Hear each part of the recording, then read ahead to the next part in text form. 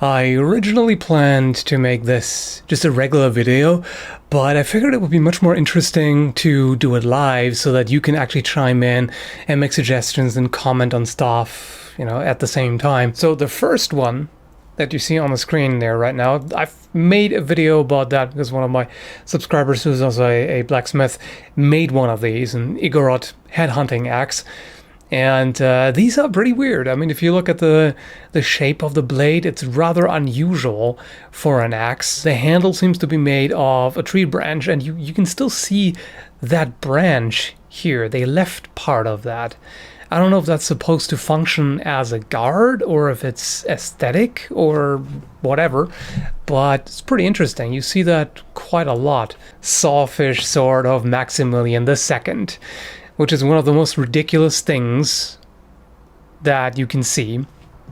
It looks like a fantasy greatsword, doesn't it? It looks like something that the barbarian in Diablo 2 would wield, possibly dual wield because reasons. So this is what it's made of. It's a sawfish or sawtooth shark, ludicrously large and completely unusable. This was ceremonial only. Was at a time when firearms have become pretty dominant, and this is not something that he ran around with. That's some Dark Souls shit, yeah, I have to agree with that.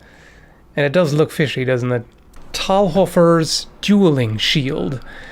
I'm not aware of too many other sources that show this. I think I've seen one other. I have never seen any surviving finds. I'm not sure if there are any, but yeah, you see them in the sources. So pretty strange stuff. It's essentially it's a long elongated spiked shield that would be used either just by itself with two hands, as you can see here. Both of these seem to be judicial dual settings, as you can see by the ring that's set off there. And just this one seems to be to the death, obviously, and this one is not, because it's like a rounded staff end, essentially. And then there is it's also shown with swords together. Yeah, I do have to agree with you. They're kind of reminiscent of African shields. And I've actually seen African fighting styles where they use a smaller shield sometimes that covers the hand, and then they would use the staff to parry with, and then they use a club in the other hand. We've got Fiore with his weird shenanigans. It looks like a pole hammer. He calls it a pole axe. Either way, so what this thing is, it's hollow inside and perforated. You can just about see a hint of the holes here. There, you see this? There are 5 holes visible here. So the idea is you fill this with, whatever kind of corrosive powder, shove it in the dude's face and blind them, and then you finish him off. So very, very devious. There is a weighted rope attached to that pole hammer, and he's just whipping it around the dude's legs and wants to pull him off and then probably stab him with a spike at the end. That is pretty weird, and I've only seen that in Fiore, nowhere else. So that might have just been a weird idea that he came up with. I doubt that he ever did that. It might have just been one of those concepts that, what would be really cool if we put a weighted rope on our weapon and try to lasso the dude. Trying to use the polearm with the rope attached would be a bit of an issue. And I think you might as well just have the rope on your belt or something and just hold the polearm in one hand and just try to lasso the guy with the other hand and then pull him off and then step in with the polearm. We're gonna move to India. The quoit or chakram. It's really just a ring that is sharpened on the outside. You can see here in the center it's thicker here, so it's got kind of a spine, and then it tapers to the outside rim and turns into an edge. And as you can see with this one here, some of them were pretty elaborately decorated. The really strange thing about this is how they supposedly used it. Like spin it on the finger and then release it that way and throw it like that. And even stranger is that turban. So they would wear a bunch of these on a turban. It wouldn't penetrate as far as a thrown spike or a knife, I'd say. But it should still do pretty well. I mean, it's essentially the ring version of a shuriken. And I could see that it would probably do the job. What I'm wondering is, how well would it penetrate thick clothing? I can kind of see if there's several layers of clothing bunched up, it might just bounce off, because it distributes the force over a greater area as opposed to the point of a thrown knife, for example. So that might reduce its effectiveness against, if you had a mechanical thrower for those discs, Yerk is probably going to come up with something. Slingshot channel. Have you ever seen this? I don't even know what it is. If you can't decide if you want to use a sword or a dagger or even dual wield daggers, then why not just slap the daggers onto your guard so you can stab them while you stab? That's pretty much it. And these are articulated, can you believe it? Let me animate it for you. What do you think about that? Nom nom nom nom nom. It's the Pac-Man Sword. I have a very hard time believing that anybody ever used this in real combat. Very hard time. I kind of don't think so. But who knows? This is the Maduvu or Maru. And it's essentially two animal horns connected and with a buckler attached. They also exist with just the horns without the buckler. They're also known as fakir horns, apparently. And that is pretty odd. Sometimes they have these metal spikes attached to the horns. Sometimes it's just the horns. Kind of issue with this would be, this seems like it would be pretty easy for an opponent to grab and lever out of your hand. And even in some of the European historical manuals, you do see that sort of thing where somebody grabs a buckler and wrenches it out of the other guy's hand. This would make it even easier, because then you're not holding onto the outside of the buckler, you're holding onto a lever essentially, and you can rotate that, crank it pretty hard, and wrench it out of the guy's hand, if not injure the wrist. There is the Flamberge or Flambard, sometimes also called Flammard, so French name. And so it's a very strongly flamed, curved blade on a rapier.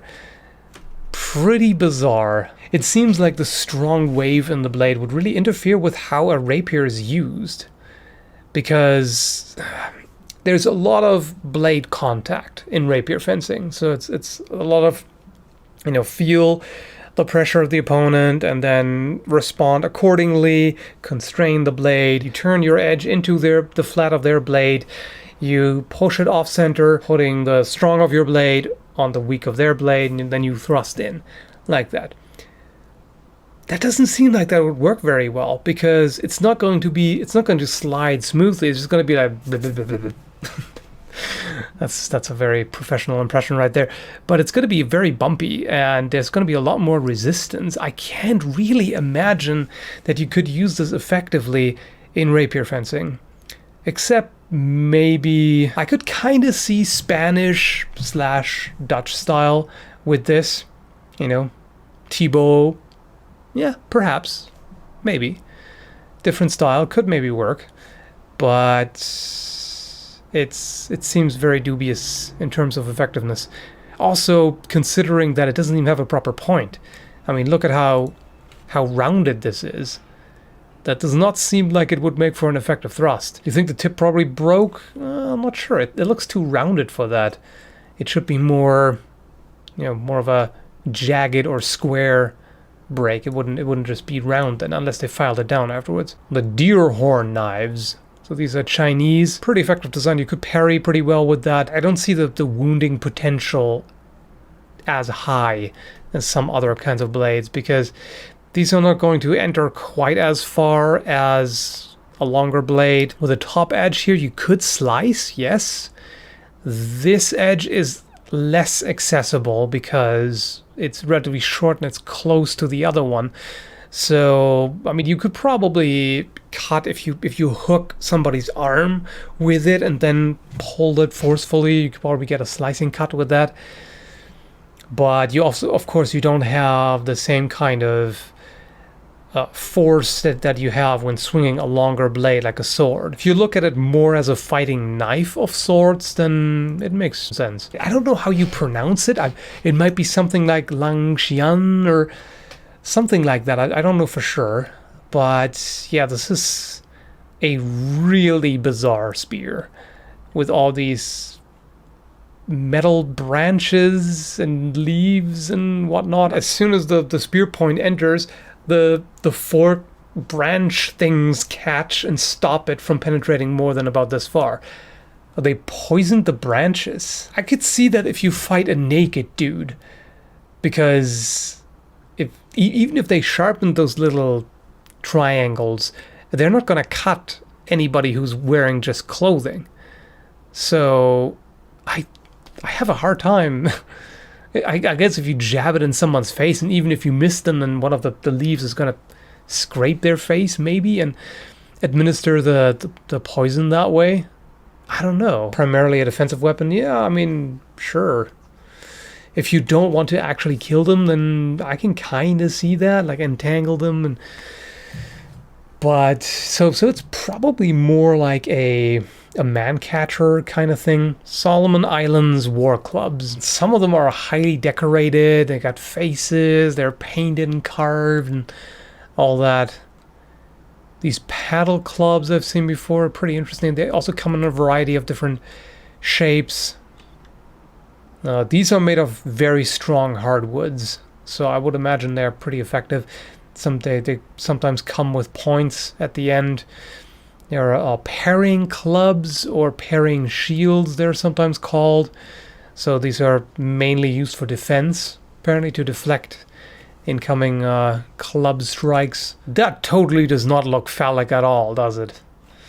And here's kind of a war pick almost. The most highly decorated and delicately carved ones were probably ceremonial, and the more utilitarian ones you can imagine were for combat. Next one is from Indonesia and Malaysia, the Kelewang or Klewang. This, is not that unusual from, or not that different from other blades in that area. It's just more extreme, basically. It's got a very strong curve here, and they split it here and then bend it. It's much more pronounced on this one. You can see it looks like they split it all the way from where the point is, or almost at least, and then curved it inward like this. So this makes it look pretty unusual to our eyes. As far as African weapons are concerned, you can point out a lot of things that look really weird to us. So the Kupinga, that's probably not the correct pronunciation, is fairly well known. A lot of people have probably seen it before. So apparently they use this for throwing, but also as a melee weapon. There are others that look more like a melee weapon. Like this here is longer and looks more like something that you would strike with. And they come in a wide variety of different shapes. So it's essentially just a number of different blades, some curved, some straight, that stick out in various directions. And that, of course, makes sense, make it easier to stick. Although they are oddly round, and they will probably still penetrate, but some of them are pretty rounded. There also tends to be phallic imagery. I mean, on this one, that's very obvious. You can either call this a spiked, or well, rather toothed club, or a shark tooth sword, if you will. Really nicely made. You can see how regular it is, and they actually used with the taper of the wooden core as it tapers in the profile, they actually used smaller teeth. Vicious. The durability of that weapon would be interesting to try out, for sure. It's something that I would expect requires a lot of maintenance. The teeth probably break off, or the string rips, or anything like that with use. I would think it's much better against somebody who is not wearing clothing, probably, or not much, because clothing could really interfere with this, especially if it's relatively thick. In that climate, of course, they didn't wear thick clothing. But if you have like several layers of it, that will probably bunch up and catch the teeth and stop it that way. This one even has a row of teeth in the center. That does look like a pretty secure attachment here. So this may actually be reasonably durable. Yeah, I've seen several versions of this sort of wooden rail that you use to shoot much shorter arrows on the same bow, and the idea is it would prevent the enemies from shooting, like picking up the arrows and shooting them back, because they're too small, too short for their bows, and they don't have this device. Pretty fascinating concept, and arguably very useful in a siege, for example. If you shoot a bunch of arrows against the defenders, they can't just return arrow, I guess. So yeah, I hope you enjoyed it. I'll look at all these weird things. Also, let me know what you think about that. Like, should I do this sort of thing more often? Where I just, instead of doing a regular video, I do it as a live video so you can chime in and all that? Or is it too long and rambly and all of that? Let me know about that. Otherwise, yeah, I'll see you folks around. Thanks for watching, thanks for all the super chats and everything, and have a good one.